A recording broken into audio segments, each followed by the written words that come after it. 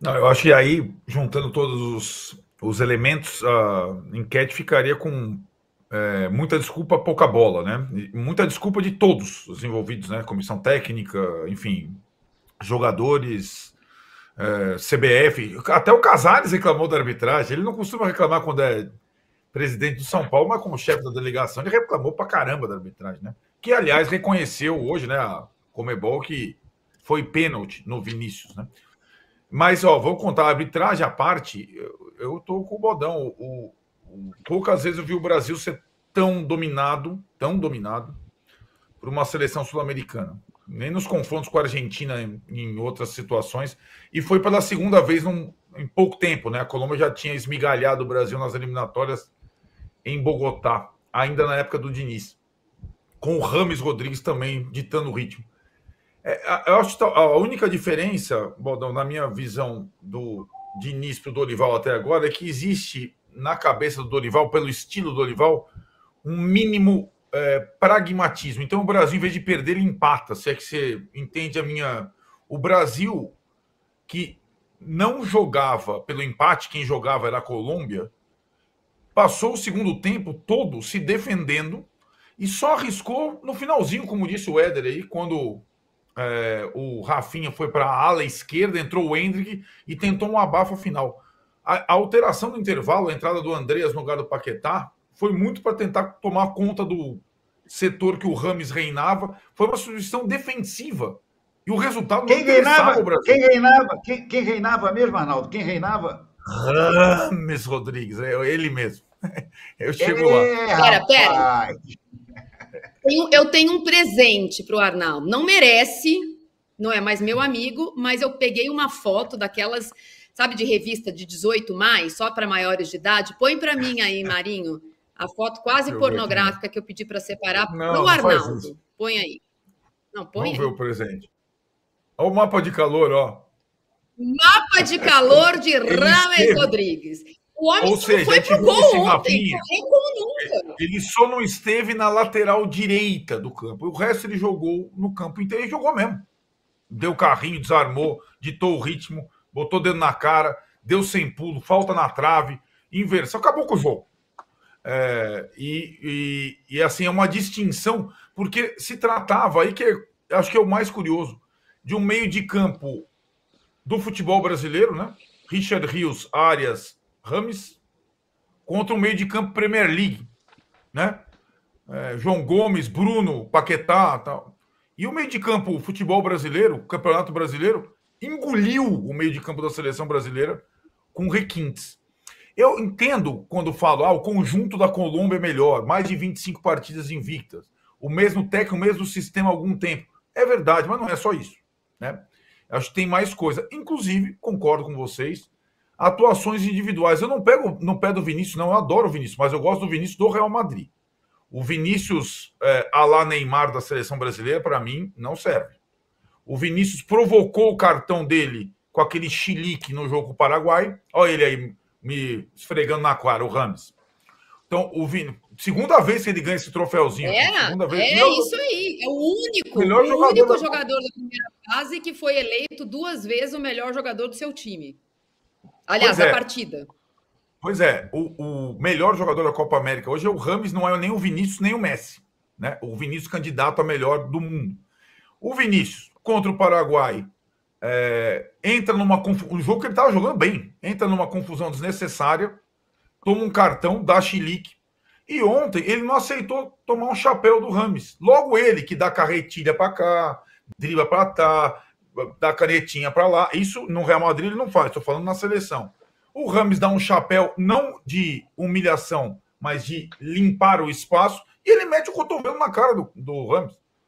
Isso o Dorival não falou. Ficou barato o amarelo.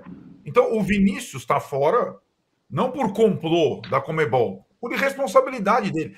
Eu acho que se o Neymar fizesse o que o Vinícius fez nos 2 jogos, talvez a crítica estivesse sendo mais implacável. Mas é o Vinícius, que a gente gosta. Só que ele, pelo amor de Deus, neymarização da seleção, capítulo 2, não. Né? E acho que agora tem esse desafio. O Éder disse as possibilidades de escalação contra o Uruguai. E aí, Baldão, é a nossa aflição dobrada, porque contra o Uruguai, pelas eliminatórias, na época do Diniz, ainda com o Neymar, foi o último jogo, o Neymar se machucou, também foi um vareio, né? O Brasil não viu a bola. E olha, eu assim, acho, não é uma prévia aqui, mas acho que o Brasil vai ter muita dificuldade para passar, mas muito. Hoje, assim, o time do Uruguai, o conjunto, e também os jogadores, as individualidades, o Renato, eu sei que ele está torcendo pelo Brasil por outros aspectos também, mas hoje é difícil o Brasil passar pelo Uruguai, né? E está jogando uma bolinha muito, muito, muito pequena. E me impressionou como se contentou com o empate, eu acho que sabendo que é inferior hoje à Colômbia, com todos os jogadores da Premier League e da La Liga que o Brasil tem, inclusive um candidato a melhor do mundo. Mas Arnaldo, só queria colocar sobre Rames Rodrigues. Explique sobre só uma palavrinha sobre o Rames Rodrigues. A gente está elogiando que ele jogou um bolão e jogou mesmo, mas é um farsante, é um péssimo profissional. Eu tenho vontade de falar outras palavras mais pesadas, mas em respeito ao público não vou falar. É um picareta. Como é que ele engana o torcedor do São Paulo? Ele está roubando o São Paulo, o torcedor do São Paulo. É um picareta. Como é que um cara desse vem aqui, engana tanta gente e não acontece nada com ele? Eu não sei. Mas vamos lá, Marco Antônio. Agora, é inacreditável. Agora vou fazer o advogado do diabo. Ele teve chances suficientes no time de São Paulo para que a gente possa dizer que ele estava enganando o São Paulo? O Dorival, que levou um baile dele, não botava ele para jogar. O outro técnico... Quando entrava em campo, andava. Não botava para jogar. Entrava em campo, andava. Mas, gente, o Rames tem que botar para jogar. Não, andava nada. Vocês são muito... A informação é que não treina... A Colômbia joga para o Rames Rodrigues. O São Paulo nunca quis jogar para o Rames Rodrigues. São Paulo quis que o Rames Rodrigues tivesse um empenho igual ao do Luciano. Como se Luciano e Rames Rodrigues... hein? O Muricy queria, hein? Não é verdade. Talvez não queria. Mas, Renato, é assim... Sabe o que o Baldão está falando? Porque, assim, o São Paulo teve 3 técnicos comandando o Rames. Inclusive o Dorival, como você falou. O Dorival, depois do título da Copa do Brasil, também por conta da contusão do Caleri, tentou dar ao Rames uma sequência e um time à la Colômbia, para ele jogar sem centroavante fixo, ele com a liberdade de rodar, né? Deu muito certo num jogo contra o Grêmio e só nesse jogo. Contra o Palmeiras tomou de 5-0.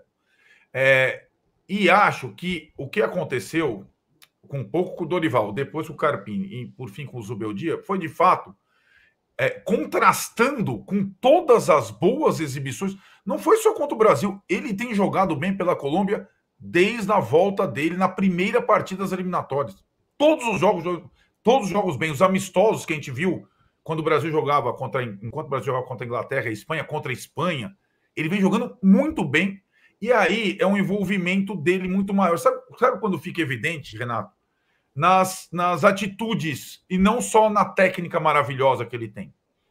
E no São Paulo, ele simulou contusão para não ir para Santos e se apresentar antes pela seleção colombiana. Isso na época do Dorival. Com o Carpini, se recusou, depois de um pedido de jogadores, aí com o elenco todo para Belo Horizonte na decisão da Supercopa. Na volta, pediu desculpas e, contra o Novo Horizontino, se recusou a bater pênalti na eliminatória do Paulista, jogo que o São Paulo foi eliminado. E assim, a recusa aqui, recusa ali, recusa aqui, agora não está mais na função do técnico do São Paulo. Eu acho que o que o Rames vai ter que se entender, se ele voltar, é com o grupo de jogadores, porque isso já caiu com o grupo de jogadores. Mas aí que eu vou te fazer uma pergunta. A pergunta que não quer calar. O Rames não terá sido boicotado pelo grupo do São Paulo? Cara, eu acho que não. Meio marrentinho, ganhando uma fortuna, ganhando mais que todo mundo. A possibilidade do grupo ter boicotado o Rames é bastante plausível para mim. Bastante plausível. Então, mas eu acho assim... Primeiro, Renato, a obrigação... Arnaldo, a primeira obrigação dele é se empenhar, em querer jogar, em mostrar vontade. Ele é profissional, bem remunerado. Ele não foi profissional. Ele não tem vontade, ele não quis, ele se entregou lá e ficou enganando todo mundo. Que é isso? E um dos mentores da contratação dele, Renato, foi o Rafinha, capitão do time, que foi quem pegou o telefone e ligou pela relação que eles tinham no Bayern, e foi o cara que, inclusive, depois, quando ele se recusou a BH, Pediu desculpa, né? intermediou a trégua, O né, pedido na de época do desculpa. Carpinho. Então eu acho que o papel de vítima do Rames, ele tá ficando desgastado, sabe? A questão tá ficando... eu acho que o torcedor do São Paulo, vários, as comissões técnicas, os jogadores, já não aguentam mais a situação de vitimização. Agora, eu sei, nós conhecemos futebol há muito tempo. E o que acontece? Se ele acaba a Copa América desse jeito, não tem uma proposta para sair, vendo os outros clubes brasileiros se movimentarem na janela vorazmente, né? Botafogo, Flamengo que é o Paquetá agora, Palmeiras, tal. São Paulo com a janelinha desse tamanho, assim, ó, cadê? Então, aí vai ter, sim, a gente sabe como é que é, porque ele é um craque, vai ter gente, coloca o Rames aí, ele é do São Paulo, no São Paulo não consegue contratar ninguém, tem um craque, talvez tenha ainda quem queira, acredite e pressione para a volta do Rames. Mas agora, eu insisto, ele vai ter que lidar com o grupo por conta da falta de comprometimento que ficou evidente, talvez, com a sequência de jogos na Copa América, do jeito que ele atua na Colômbia, do jeito que ele atua no São Paulo, ou que ele não atua no São Paulo. Bom, parece que o Rames tem um caminho mais fácil. Vou colocar o chaveamento da Copa América. A gente tem aqui um superchat do Quarter Miller dizendo que vai ser mais 7-1 no caminho do brasileiro, do treinador brasileiro. Tem mais um internauta dizendo que o treino do Dorival é fazer bobinho e pular corda, cones, e assim foi com Parreira, mas que está muito ruim, tem que trazer um técnico estrangeiro já. O chaveamento é assim: quartas de final, jogo único, mata. Sexta-feira temos Colômbia e Panamá, e do mesmo lado da chave, no sábado, Brasil e Uruguai. Vencedores se encontram de novo na semifinal. Então, talvez temos a chance de uma revanche contra a Colômbia. Não cruza do outro chaves, lado da meio chave. bizarro, né? Porque do mesmo lado do Costa Leste e Costa Oeste, né? Então, quem está na Costa... Como é a NBA, né? Quem está na Costa Leste joga com a Costa Leste, quem está na Costa Oeste joga com a Costa Oeste. Do lado dos Estados Unidos tem Argentina, do lado dos Estados Unidos, do lado do leste, tem Argentina e Equador, uma delas, Argentina 100%, e a outra, Venezuela e Canadá, que dos 3 da América do Norte convidados, foi o único sobrevivente entre os 8 classificados, né? Estados Unidos fora, México fora, os da América Central fora, classificou-se dos representantes 2026, só o Canadá, que pega a surpreendente, essa sim, surpreendente Venezuela, né? Porque, né, digamos que aí sim dá para dizer isso. Esses jogos nesse final de semana vão competir com as quartas de final da Eurocopa. Hoje é quarta-feira e a rodada. Antes da rodada começar, antes desse pontapé inicial, a gente vai colocar os jogos da rodada. Tivemos a apresentação de Mano Menezes no Fluminense. Contei aqui ontem o Renato sobre essa coisa psicodélica do Mano Menezes, não quer o Renato Augusto, agora ele tem o Renato Augusto. O Corinthians, que não queria o Gil e o Juliano, que é o técnico que quis o Gil e o Juliano. Ainda não conseguiu trazer de volta. O negócio é psicodélico. Mas esse bastidor da chegada do Mano Menezes, conto aqui para vocês, contou com uma conversa a pé no ouvido do Mário Bittencourt com o Mano Menezes, dizendo que ele precisa se reaproximar do Renato de alguma forma, pode colocar a culpa no Corinthians, tá fácil, qualquer coisa é culpa do Corinthians, também põe no Duílio, no Andrés, no Augusto Melo, no Fabinho Soldado, põe a culpa em alguém, porque há uma avaliação que os treinos mais intensivos do Diniz tinham tirado o fôlego do Renato, que no Renato, no Corinthians, treinava entre 40 e 1h20, e que no Fluminense ele teve períodos em que tinha que treinar mais de 2 horas seguidas. Então, o Mano, que já conhece o Renato, poderia usar mais o Renato. Acho um pouco difícil, mas teve esse bastidor. Então, o Mano Menezes já assume o Fluminense para a rodada. O Corinthians continua sem técnico. Põe os jogos aí, porque o Arnaldo hoje vai dormir tarde. Tem Atlético Paranaense e São Paulo hoje, tem o Vasco e Fortaleza, e qual que é o outro jogo de hoje, gente? Tem... Flamengo e Atlético, gente. Flamengo e Atlético. Não, tem um jogo agora às 7. Bragantino é hoje, Bragantino Botafogo e Cuiabá. E os outros jogos fecham a rodada amanhã, inclusive Fluminense Internacional com o Fluminense, com o Mano Menezes. O Arnaldo, esse Atlético Paranaense e São Paulo fora de casa pode definir quem dos dois, ou pelo menos nesse momento, está mais para o G6 do que para o G10? É um bom ponto. Eles estão colados, né? O Atlético um pouquinho em cima. São Paulo normalmente tem muita dificuldade lá. Não terá o Luciano e não será substituído pelo Rames dessa vez, né? Não tem o Rames também. E a impressão é que, desta vez, o Zubeldia vai insistir um pouco na mesma formação na medida do possível, sem o Luciano, e no mesmo esquema, meio que esticando a corda do time hoje considerado titular, diferente do que ele fez naquela outra sequência de 4 jogos, quando ele tentou revezamento e deu tudo errado, contra Cuiabá, contra Vasco e tudo mais. Depois desse jogo, o São Paulo tem o Bragantino no sábado. O jogo foi antecipado em 1 hora, porque ia conflitar com o jogo da seleção, né? Então são 4 jogos espremidos e depois um respiro para a semana que vem, na quinta-feira, contra o Atlético, quando aí o time vai dar uma descansada. O Atlético também tem vários problemas, tem jogadores lesionados, tem jogadores na Copa América, está com um técnico interino ainda, mas conseguiu a reabilitação no final de semana ganhando Vitória em Salvador. Então acho um jogo bem difícil para o São Paulo. Não acho simples a missão e acho que é um desafio à repetição, que está tão difícil os times fazerem nessa sequência de brasileiro com rodada sequencial, né? Então o Lucas deve de novo começar jogando, o Caleri de novo começar jogando e assim por diante. Os volantes só tem Luiz Gustavo e Alisson. O São Paulo vai com a força máxima, exceto o Luciano. Ô, Bodão, ô, Renato, e o nosso Melved? Cadê o nosso papelzinho aqui? Vamos lá, 1-0 para nós hoje? 1-0 é goleada. 1-0 hoje é um grandíssimo resultado. Mas eu hoje, vou ser muito sincero, eu ficaria satisfeito até com o empate. Olha lá! Eu mudei o Renato. Vocês têm que me dar esse prêmio no final do ano. Você não me mudou.